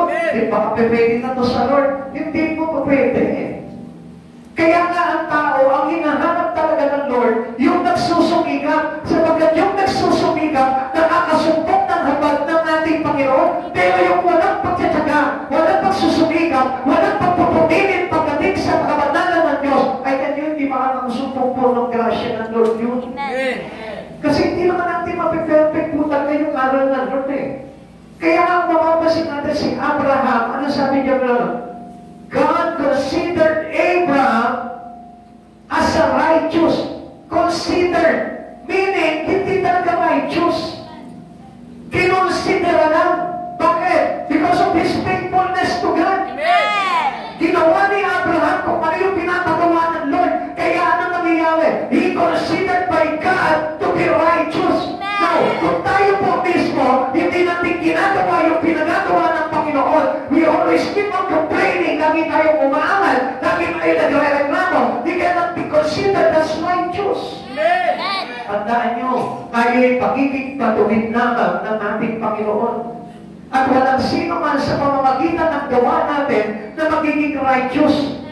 Kundi dahil sa gawa ni Jesucristo para sa atin, kaya tayo pinaging banal, pinaging patuwid, considering, sabi po sa atin. Kaya nga, hindi natin makikita yung katotohanan at yung kamalian kung tayo po mismo ay hindi gaganap sa mga bagay na pinapaganap sa atin ng Lord. Whether you like it or not, katulad ni Abraham, hindi niya gusto na ialay niya yung kanyang anak, pero yun ang sinabi ng Lord, kaya ginawa niya pa rin. Minsan kasi para sa atin, minsan mga kapatid na Panginoon, minsan pagka hindi ayon sa atin, hindi pabor sa atin, sasabihin natin, mali ito. Hindi ito ang talagang gusto ng Lord. Mali tayo doon. Sapagkat kahit na sa sarili natin, alam natin, mali tayo. Bakit? Alam naman natin that we all fall short from the glory of God. Amen. No one become righteous. Amen. No one seek for the righteousness of God. Walang isa man naganap. Lahat hindi naganap ng kabanalan ng Lord. Kaya nga doon pala makikita natin kung bakit tayo napuputol sa sanga. Napuputol sa puno, nawawat na sa Panginoon, and cause it to every Christian of apostasy. Kaya po nagkakaroon ng apostasy. Dahil hindi nila matanggap po talaga yung error nila at hindi nila matanggap yung katotohanan. Kaya ano nangyayari? Nagiging laban na lamang po. Dahil they got destroyed or become distraction to Satan. Buwasak. Kaya hindi na nila matayo at talaga yung gusto ng Panginoon dahil ayaw nilang ipag-iral sa kanila because of lack of knowledge. Ano po ba itong apostasy nito? Apostasy in Christianity refers to the rejections of Christianity by someone who formerly was a Christian. Kristiyano na, pero hindi pa marunong tumanggap ng katotohanan. Yun po yung apostasy. And it goes into rebelliousness. Tingnan po natin, ha? The term apostasy comes from the Greek word apostasia, meaning defection, departure, revolt, rebellion. Yun po yun nangyayari, kaya hindi niyo po ba napapansin? In so many churches today, meron po mga rebelliousness, meron po mga revolt, may nag-aaklas, meron lumalaban. Bakit? Kasi hindi matanggap yung katotohanan at yung kanilang kamalian. Why we commit apostasy? Kung bakit po tayo nahuhulog sa apostasia. Tandaan po natin, kapag katotohanan ang isang church na yung pinapangaral, you better obey what is given rules for us by the Lord, given instructions for us by the Lord. Gawin natin iyon na kahit na mabigat sa ating kalooban, gawin mo pa rin yun dahil yun ang gusto ng Panginoon. Never contradict the truth from the Lord. Huwag natin sasabihin, hindi naman kaya, ito yung tama eh. Papunta po tayo doon sa sinabi po ng Biblia na ang mali ay ginagawa tama, ang tama at ginagawang mali. Diba na listen and obey the Lord Jesus? Amen. Yun lamang po yun. Sapagkat ang Diyos hindi nagkakamali. Amen. Kaya nga kapag tinuruan ka ng Panginoon, better analyze. Amen. I-analyze mo yung pagtuturo sa inyo ng Panginoon. Hanapin mo yung area kahit po tinuruan ka doon sa bagay ngayon. Ganun po yung mga main knowledge about God. Amen? Amen. Sinusuri niya, bakit kaya pinapagawa sa akin ng Lord itong bagay na ito? Sort of some area of your life. And then, you must think very careful yung mga bagay na kung saan, ano kaya tinuturo ng Lord sa akin dito? First, you must learn kung ano yung bagay na gusto gawin sa iyo ng Panginoon. Second, kailangan matutunan mong gawin yung bagay niyo. And third, you must admit that you are not in truth. Amen? Alam naman natin yun eh. Kasi wala naman tayo talaga sa katotohanan eh. Nung tumating lang si Kristo sa buhay natin, doon lang natin nasumpungan ng katotohanan. At doon tayo nakalaya. Tuloy mo natin, doon na po tayo sa effects on communities. Kaya nga inangat po natin po yun. Kaya nga may church po tayo, para na sa ganon, yun po yung mag-aantas po sa atin, na tungkulin na ipapagawa sa atin ng Panginoon. And you better obey God. Amen. And without obedience, talaga, you can be a rebel to God. You can be a rebel to your church. At yun po yung iingatan po natin doon. Kasi papunta na po tayo sa end time eh. Sa last days. Kaya mangyayari po talaga itong apostasy na ito sa mga churches po today. Amen. Amen. It's a effect on community. Our standard of morality is good, where good is evil and evil is good. Ito po yung sinasabi ko po sa inyo. Alam niyo po ba na ang pagbabago po ng standard ng mga ugali ng mga tao ay nabago na. Na yung kanilang mali, ginagawa nilang tama, at yung tama, ginagawa nilang mali. Alam niyo po ba, meron po ako napakinggan sa isang preacher, sabi niya ganon, is our dress, our modern dress today is good for our God? Kakalugdan kaya ng Panginoon, acceptable to God kaya yung ating mga damit ngayon? Hindi po. Ha? Hindi po. Alam niyo po ba, sa Old Testament po talaga, very organized po talaga, inaka-order po talaga si Yahweh. At hindi niya pinapahintulutan na sa ganitong kasuutan ang mga kababaihan at kalalakihan. Kaya lang po, in the modern days, ang basihan po natin yan, tignan mo. Kung lumalabas ba yung legs mo, Lalo na kung napakakinis ng text mo, baka mamaya, maging cost ka. Amen? So, doon pala makikita na natin, ano ba yung dapat na suit that is fitted to your church? Ano po ba yun?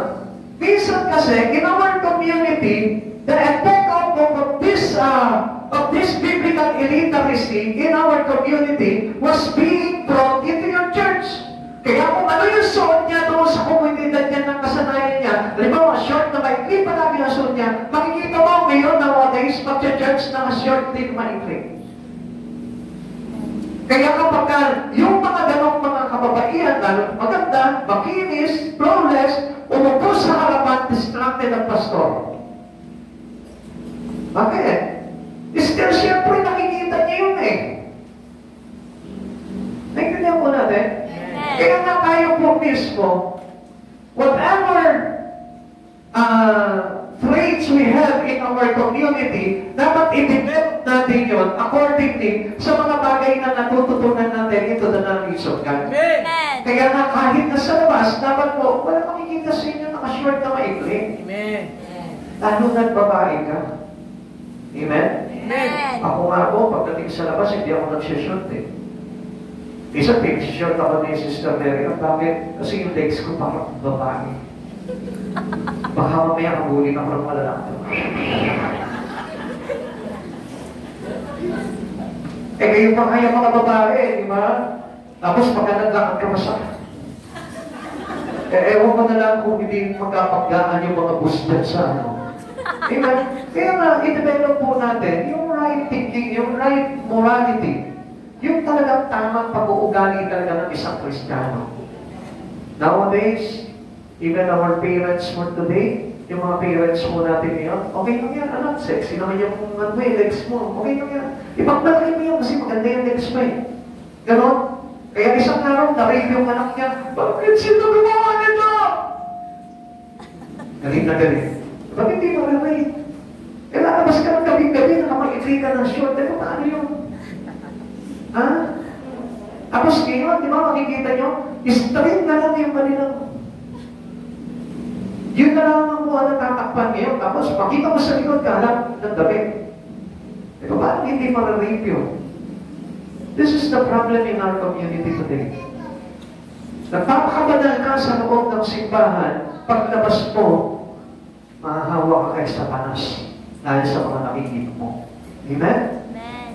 Kaya kapag halimbawa, mapunta ka dyan, lumakad-lakad ka dyan. Diba? Yung galing ka ba sa prayer, sa devotion, na feeling ko talagang nandun pa yung anghel na kasama mo yung mga anghel na naglalakad. Tapos biglang may makakasalubong ka, biglang makikita ko yung mga anghel mo naging water to angel. Kapukso rin eh. Anghel yun ha? So if-earth. Eh tayo pa po kaya, bilang mga naglilingkod sa Panginoon, kaya nga lagi po natin alalahanin po yung bagay yun. Start from our home, start from our community, tayo po mismo, ipakita po natin that we having our knowledge, the true knowledge that coming from God. Amen. Eh ba't naging affected yung biblical illiteracy? Hindi po tayo mag-pwede doon na Kristiyano ka lang, tapos ganun pa yung mga suot mo. Dahil magamit ang Lord sa inyo. Papaluin ka ng Lord pag nakita ka, nandiyan sa plaza, naglalakad ka, naka-short na maikli. Amen? Amen. Totoo po yan. Wala pong ano kasi malingat po yan. Marami po sa atin ngayon, that is the problem, the very critical problem in our community. Lumakad kayo, makikita niya, makakakita kayo ng mga ganyan. Na halos nakaganito na naman. Kita mo yung puso na sarap ni Cotton Buds. Bakit? Puro libag eh. Nakalabas na ng puso, puro libag naman.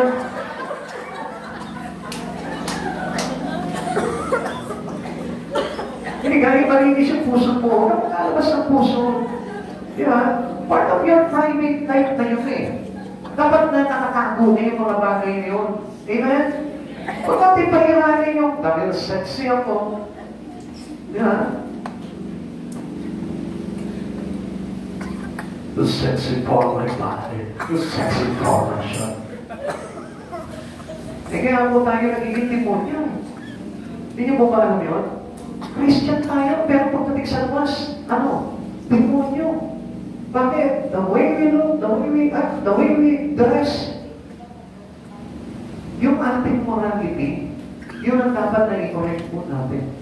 Hindi mo yung, ganda mo eh. Siyempre, dapat ipinagmamalaki yung ganda. Makinis ka naman, flawless ka. Sige, labas mo yung singit mo. Gano'n po, pagbasihan kayo. Tapos, pagka tinuwi-tuwiwan ka dyan mga lalaki, bastos! Paano hindi magiging bastos? Nakalabas na yung langit. Alam niyo, tanong araw, ang hirap ko talaga makapunta sa langit eh. Pero ngayon, lumabas ka na, nasa langit ka na. Hindi napansin po yun. Ha? Kaya nga, avoid it. If you are for Christ and if you are truly Christian, baguhin niyo. Pati yung mga attitude po natin. Even the way we speak, the way we talk to others, dapat maayos na tayo magsalita.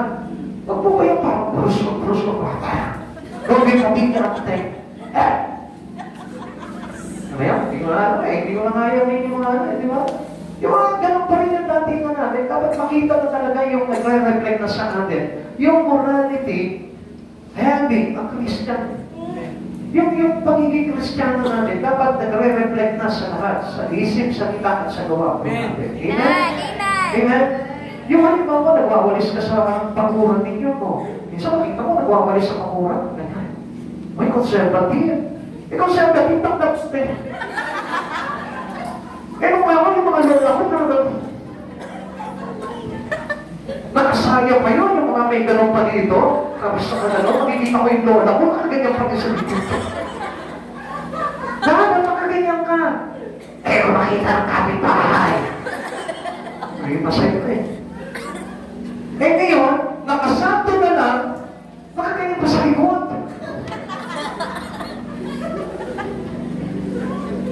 Ay, ganyan po yan. Yan yung binago ng moralidad ng isang tao. Kaya ngayon, standard of morality po natin is not appropriate to the standard of morality having one Christian. Kaya yun po yung malaking epekto po na nangyayari po sa komunidad po natin. Isaiah 5:20, kawawa kayo ng mga baliktad ang isip, ang mabuting gawa ay minamasama. Ang masama naman ay minamabuti. Ang kaliwanagan ay inaaring dilim, at ang patilim ay liwanag ng turing. Mabait na abdo, ang sabi ay matamis, at ang matamis ay minamabait. Kapatid, pag alam mo mali, huwag mo na gagawin. Amen. If these things that you do is against with God, not to do it anymore. Huwag mo na gagawin yun. Halimbawa, mali ito. Yung halimbawa, magsusukli ka ng mali, huwag mo na tayain yung sukli niyo. Gawin mo ng tama. Amen? O yung hindi ka na magbabalik ng sukli, sabihin mo, wala na sukli. Hindi mo ugali po ng isang Kristiyano. Amen? Kaya mo rin, nagre-reflect sa church yun eh. Di ba? Minsan yung tights mo na binabawasan mo. Bawasan mo na ito. Wala ka rin bawasahin mo kaya. Mahal ang bayan sa tricycle niyo. Kaya doon tayo nasasanay. Kaya hindi na po nagiging totoo yung ating pagiging Kristiyano sa Panginoon. Why? Because for us, our destroying attitude.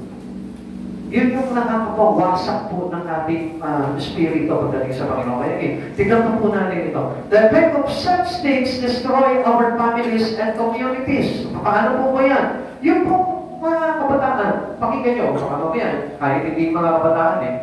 Evil, pornography, or promiscuity is allowed to spread in the name of what? Freedom, ripping families apart. Alam niyo po ba sa kanila, yung mag-short ka ng maikli, pornography na yun. Sa atin ngayon, ano tawag doon? Freedom. Kalayaan. Naintindihan niyo po yun? Sa entertainment po ngayon, pagka mayroong napanood po ng mga ball, that was art. Pero ang tawag doon, pornography or promiscuity. Ibig sabihin yun, kahalayan yun pagdating sa Panginoon. That was not art. Hindi po art po ang tawag po doon. Kaya nga, masyado nang pinabaligtad po yung mga bagay po pagdating sa Panginoon eh. Kaya ano nangyayari po? Marami pong mga pamilya ang nawawasak dahil sa mga ganito. Amen. Amen? Amen. Natutukso na gumawa ng mga pagkakasala, leading to juvenile delinquency and greater evils. Kung bakit, ang dami pong mga rapists, ang dami mga awatan, ang dami pong mga krimen, ang dami pong mga gumagawa ng masama dahil po they are exposed into the social medias. Kaya gagamitin po natin yung social medias to reach out other people to God. Yun ang kailangan po natin dito. Hindi para samantalahin yung pagkakataon to open those pornography, to open those things include immorality. Dapat po yun ang tingnan po natin at abantayan po natin bilang mga Kristiyano. Kaya mga kapatid sa Panginoon, if you want to have a knowledge, the true knowledge with God, accept the truth. Tanggapin po natin yung katotohanan and better to analyze what is written in here. Basahin mo kung ano yung nakasaad dito at yun yung ipamuhay mo. Ngayon, kung titignan natin, all these things is against with wala po dito. At kaya yun po yung considered na dapat na ayusin natin sa buhay po natin. Whatever written in here, yun yung dapat na practicing po natin. If you want to be a truly Christian and not to destroy by Satan, gawin po natin yung nakakapat. Yung tamang pag-uugali, yung tamang personalidad, yung tama na pagiging Kristiyano pagdating sa Panginoon. And stand the truth in the Lord.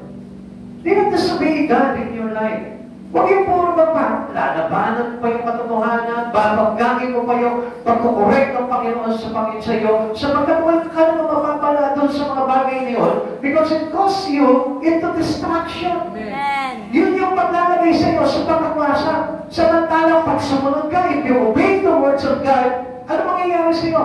You can have eternal life. Amen. Magkakaroon ka ng buhay ng manananggal. Kaya nga, it is better to obey God rather than to contradict and oppose those speaking from Him. Amen. Kapatid, turuan natin yung mga sarili po natin na umayon sa Panginoon. Alam ko mahirap po ito para sa atin. Sapagkat hindi ito yung nakangista natin. But for sure, na kapag sinunod natin at ipinabuhay natin yung salita ng Diyos, doon lamang po tayo magkakaroon ng tinatawag na true knowledge from the Lord. Amen. Amen. Do not exist whatever we want to be.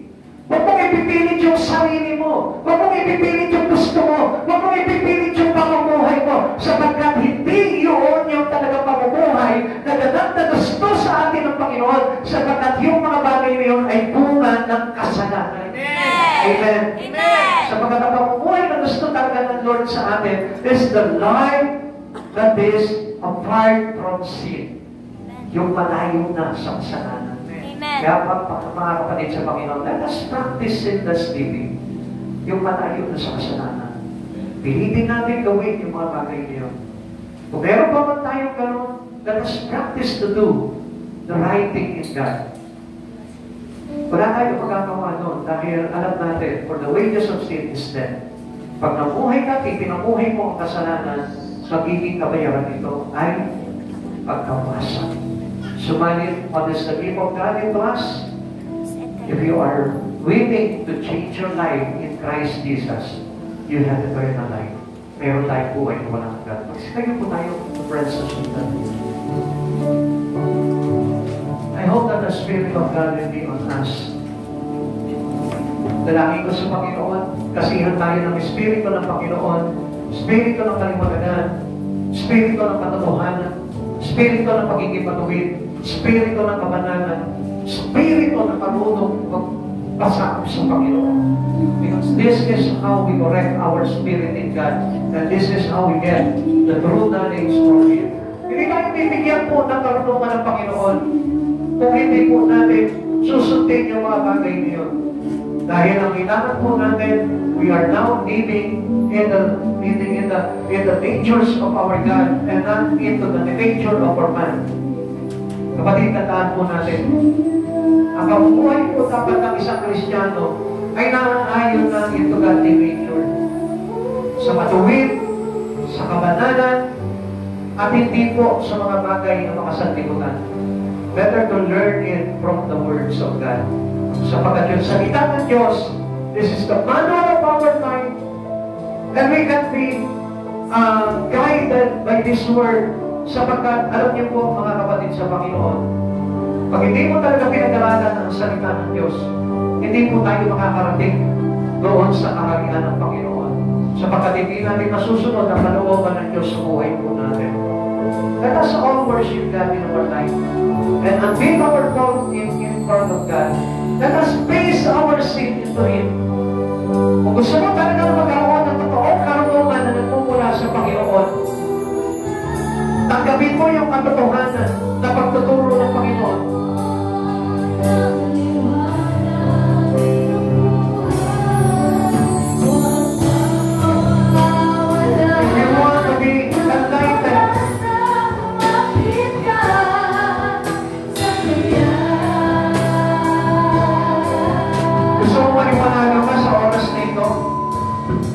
Gusto po natin na magawang tugal na tayo ang kalimutan mula sa ating Panginoon. Why don't you humble yourself into the Lord? I-humble mo. Kung sa tingin mo, ikaw yung magaling, then tingnan mo sa harapan ng Panginoon kung magaling ka talaga.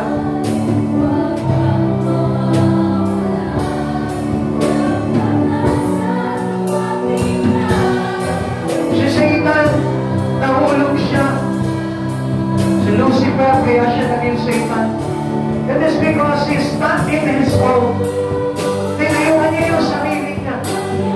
Sapagkat hindi ginamit yung karunungan na nagmumula sa Panginoon.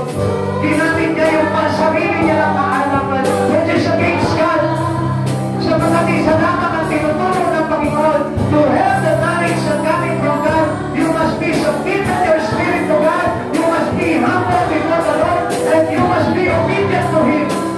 Kapatid sa Panginoon, the right knowledge coming from a humble heart. And I pray right now, for the Spirit of the Lord that coming into us right now.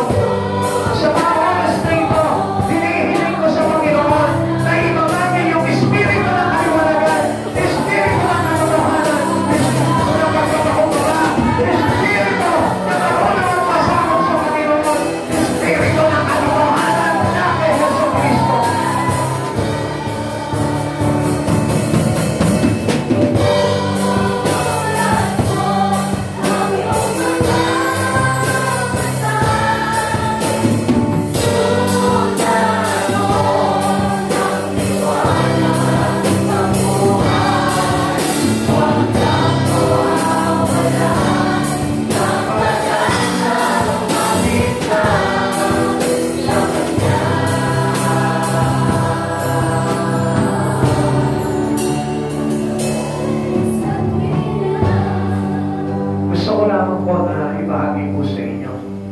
Before I walk into the righteousness of God, still, di pa rin po naman ganun katuwid yung aking pamumuhay. Presently, nung ako po ay naglingkod sa Panginoon, marami po mga balakid, maraming handa, maraming pagkakamali, maraming tukso, kaliwat kanan. Di po natin may iwasan yung mga bagay ngayon. Nagkakamali ka rin, nagkakasala, nalilito ang direksyon. Pero alam niyo po ba, mabuti ang Panginoon? Dahil nung time na ako ay binigyan ng pagkakataon ng Panginoon na maglingkod sa Kanya bilang mangangaral. Isang bagay lang mga sinabi sa akin ng Lord, basagin mo ang puso mo pagdating sa harapan ko. Sapagkat alam niyo po ba napakahalaga ng basag ang puso pagdating sa Panginoon? Because this is how we admit our sin to God. Hindi mo ang aminin sa Panginoon ang kasalanan mo kung hindi basag ang puso mo. Kung meron kang pagmamalaki, kung meron kang pride, kung meron kang kataasan, at kung meron kang pinangahawa na karunungan. Ang gusto kasi ng Lord, that you are an empty vessel to Him. That you are a humble servant to Jesus. Yung bang kahit na sabihin mo na nasasaktan ka, naaranggabyado ka, still, tinatanggap mo yung mga bagay na yun. Sapagkat kapag pinipod naman sa Panginoon, hindi naman puro sa sarap lamang eh. kapag nilingkod sa Panginoon, ay talagang naranas po tayo ng kabiguan, kapaitan. Naranas din po tayo ng mga bagay na hindi pa oras sa atin. Pero alam niyo po ba kung anong tinitignan ng Lord doon? If you give your life into Him, kung ay ba na manatili sa ganong kalagayan, makakapanatili ka pa rin kay Yesu Kristo o iiwanan mo siya.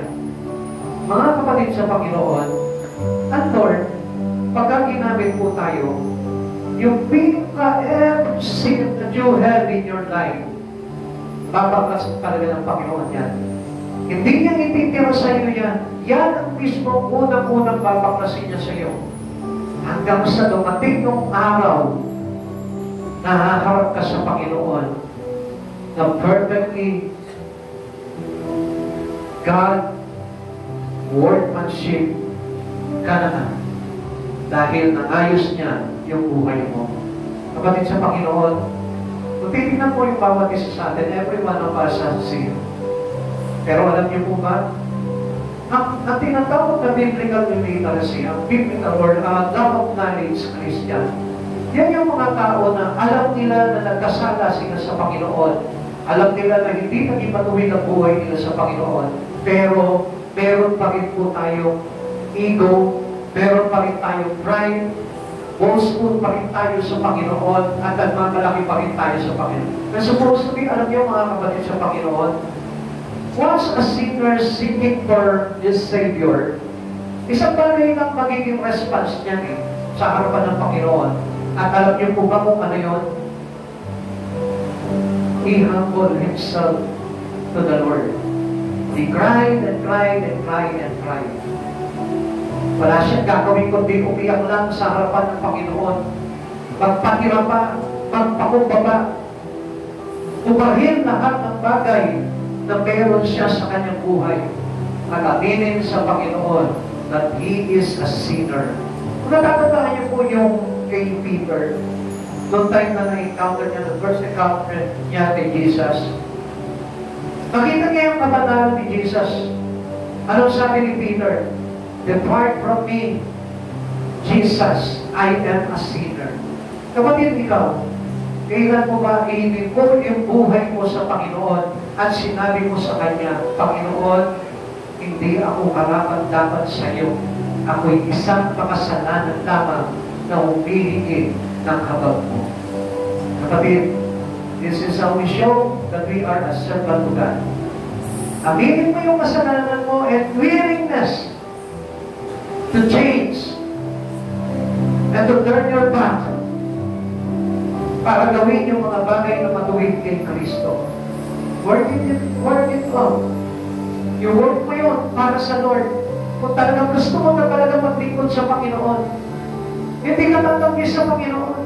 Kahit na ano yung bagay na pinagagawa niya sa iyo, hindi ikaw ang masusunod, ang Lord pa rin. Remember Isaiah? In prophet Isaiah, bakit po ito pong si Isaiah na pinagpahayag ng Panginoon ng aral ng nakahubad? Is it morality? If you think that this is morality, immorality, kung titignan natin ang immoralidad, yung ginawang pagpapahayag nito pong si Isaiah, I tell you one thing, only God knows kung ano yung bagay na ipinagagawa niya sa iyo. Kapatid sa Panginoon, whether you like it or not, ang isang bagay lamang na gagawin mo is to obey the will of God in your life. Si Abraham, he is waiting to have a son, Isaac.